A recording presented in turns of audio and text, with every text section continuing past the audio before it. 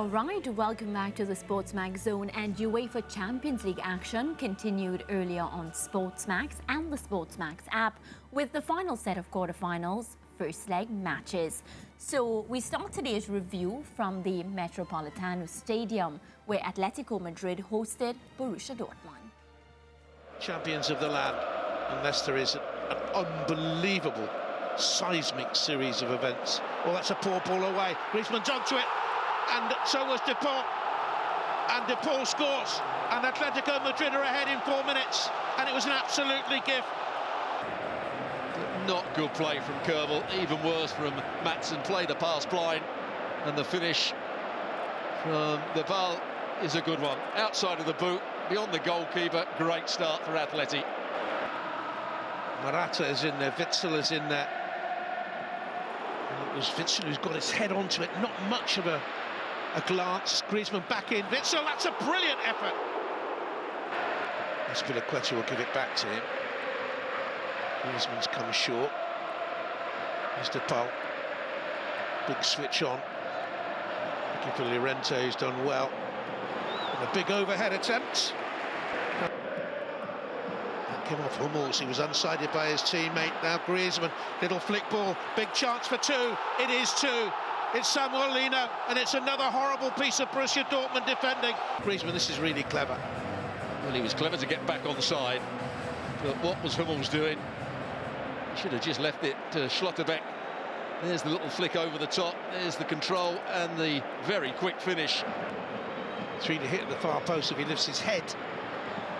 Came off Jimenez. But the drive was a very good one by Matson and pushed away by Oblak, who had to stretch himself. Griezmann with the free kick in. It's gone all the way through, and a brilliant chance to surely wrap it up for Samuel Lino. Inter in complete control.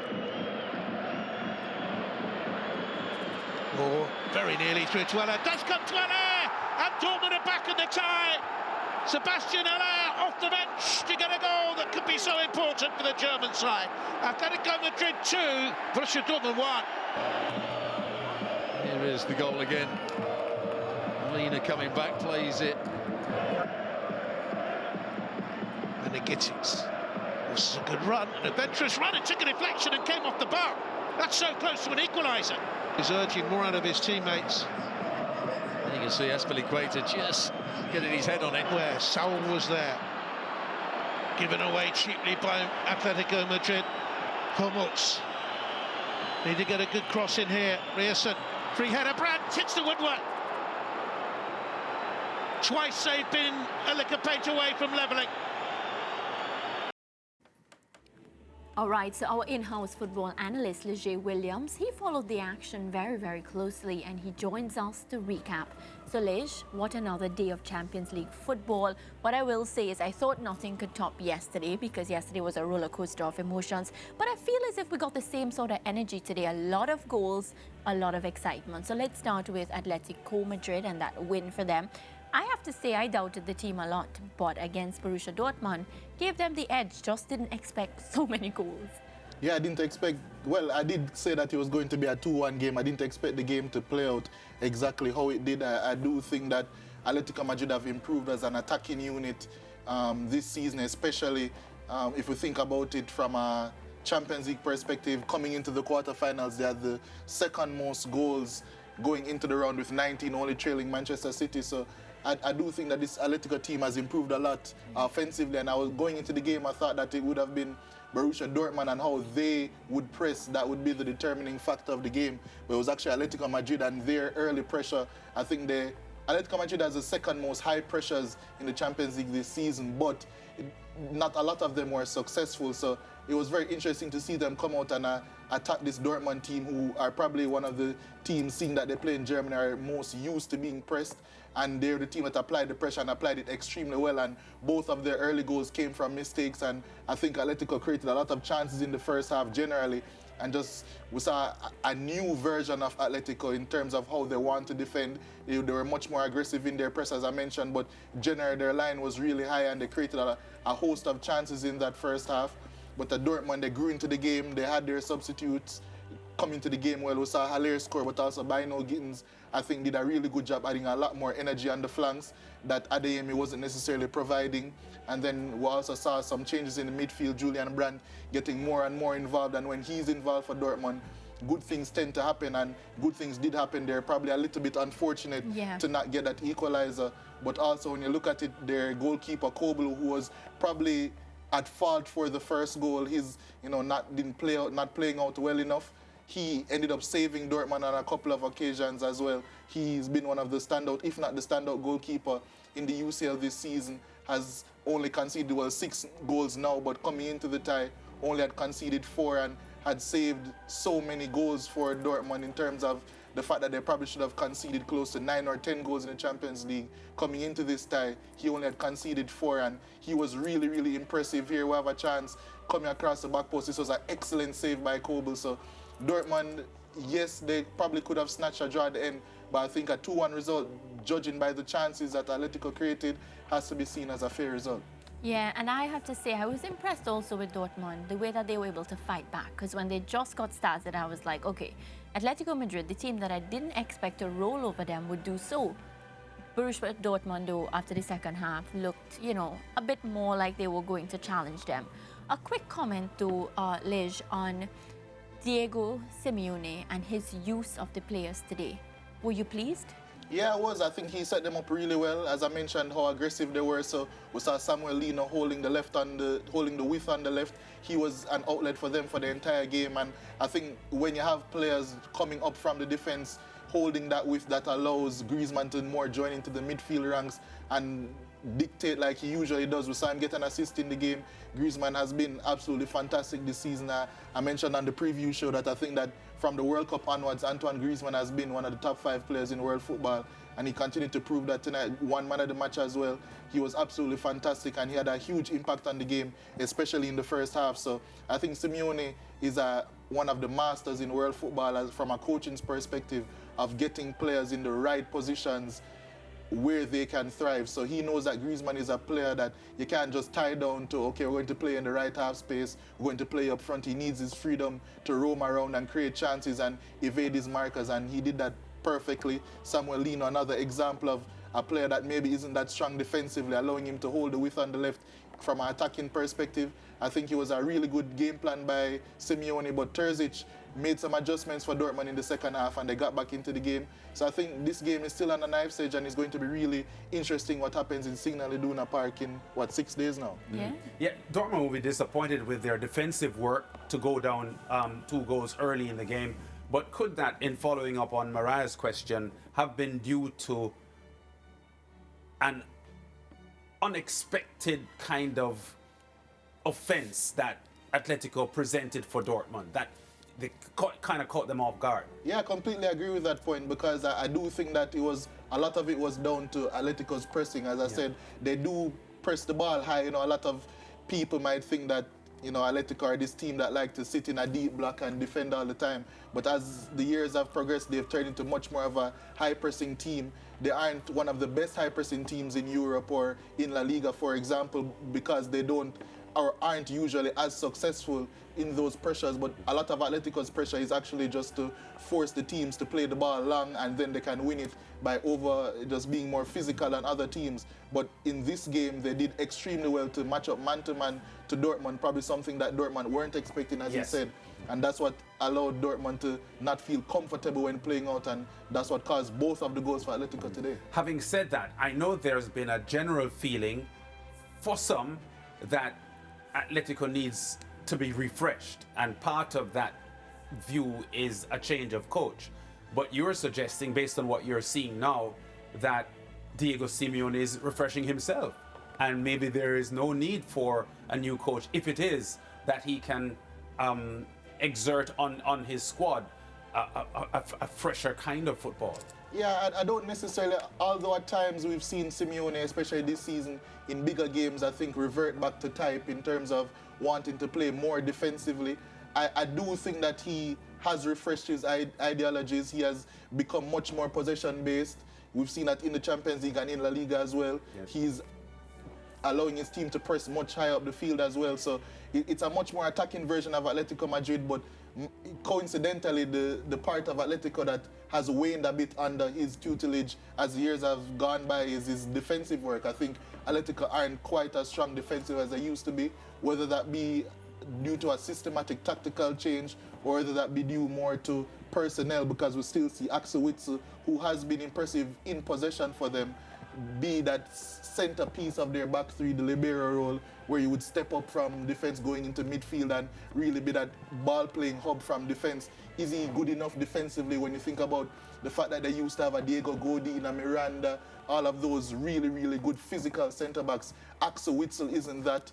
Hermosa isn't that. So I think it could be personnel-based, and maybe if they were to get in some better characters, better players to fit into that scheme which Simeone is trying to build up, I could see them even progressing more and start challenging La Liga more. And I still don't doubt that they could even get to a Champions League final this season due to all of the facets of play that they have. But I do think that Simeone has refreshed himself much more than people give him credit for. And I still think that he's a very quality coach for Atletico Madrid. Yeah, well, we do have more quarterfinal first leg action to discuss, and this time we turn to France with a mouth-watering tie between French champions Paris Saint-Germain and the Spanish champions Barcelona at the Parc des Princes. Let's take a look of how things unfolded. Donnarumma, but he's not got there, and it's scraped off the line by Nuno Mendes, and then the shot into the side netting, and he's complaining to the referee. No, it was Lewandowski, actually. Again, I see a lot of goalkeepers doing this. They get so concerned with that opposing number in front of them. Tell you what, it does really well, doesn't he, just to prevent that from going over the line. But Yamal won 6 caps already at 16. He's never scored. Here's Rafinha looking to score here. He graced. Here's Lewandowski. Getting back from Yamal, and it comes to Rafinha. Yes. Who makes the most of this chance. Almost invented a position in Martin Makaleli, didn't he? Absolutely.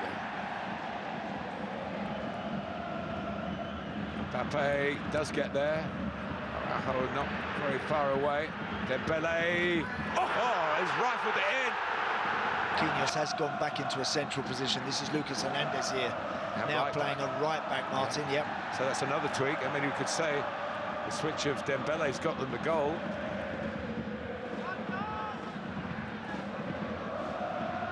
There's Fabian Ruiz. It's a lovely ball for Vitinha. What a turnaround here in Paris. Rafinha tuck it round the corner to no effect. And Lee. And Paris Saint-Germain are on the move again with Bacala. It's a real stinger. Great 15 minutes or so at the start of the second half for the home team. But that kind of individual error wipe smiles off faces. Gundogan there, wrong option to try and get that back to Lewandowski. But now it's Rafinha. What a goal. What a take.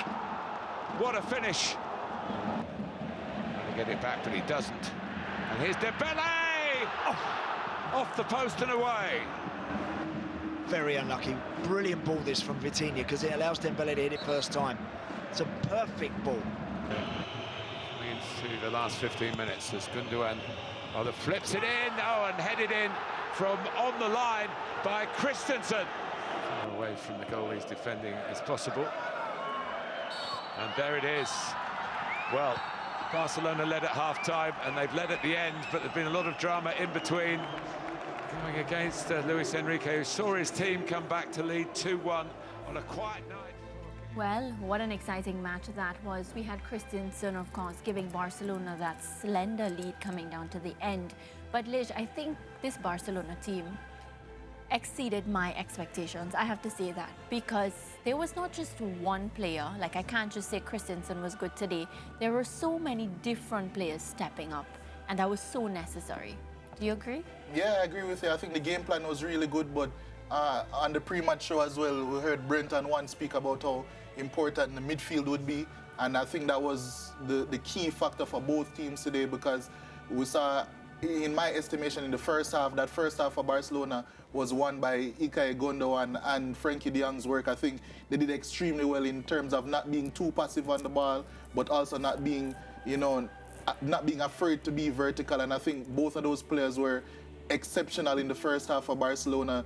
They really created a platform for them to go forward, and they created a lot of transitional opportunities as well, and they did some really good work. Barcelona, I wouldn't say it's a surprise how they played. I think it was more of a surprise how the tempo which PSG played at in the first half, because I do think that PSG's whole ethos, because with Spanish coaches generally, if you look at Xavi, if you look at Xabi Alonso, Arteta, Pep Guardiola, they're very risk-averse coaches, but Luis Enrique is one of the Spanish coaches that is more against that mold. He's a very vertical coach. He likes his attacks to be much quicker than most Spanish coaches would typically like them to be, and I do think that PSG didn't show that in the first half whatsoever, but you could see immediately with the introduction of Barcola early in the second half, PSG really took over and they changed their shape a bit, went more to a 4-2-4, and I think in the second half it was their midfield which took over with Vitinha and Fabian Ruiz. I think they were excellent as well, but just the added pace of Barcola instead of Asensio in that front line as well did wonders for them, and in the end they were probably a bit unlucky to not escape with a draw or not leave the game with a draw. It was a set piece at the end of the day that was their undoing, but it was an excellent tie, a really good, intriguing tactical affair, and I am assuming that we're going to get another one of those in next week. Yeah, Lance at the top of the show mentioned Kylian Mbappe, and I think we have to mention him. Like, there's no way this discussion can end without talking about Kylian Mbappe. It was so shocking that his name was not on the score sheet today. Were you shocked? Yeah, I was, because at the end of the day, I have been on record on saying that Kylian Mbappe is the best player in world football. I didn't think he had a bad game by any stretch of the imagination, but naturally Barcelona had a very, very strong game plan for him. We saw Koundé and Araujo. Usually with Koundé and Araujo, they dovetail from right back to right centre back, and they do that really well, but you would have one of them going forward to join the attack. Kylian Mbappe was pushing both of those players back, and they were double teaming him, and it's difficult for any player to get over a double team of defenders of that quality, especially in ground duels. So I think Luis Enrique's alternative to that was trying to get Nuno Mendes down on that left side as well to try and overload that side for them, but it didn't work out particularly. But at the end of the day, he was still a very dangerous threat.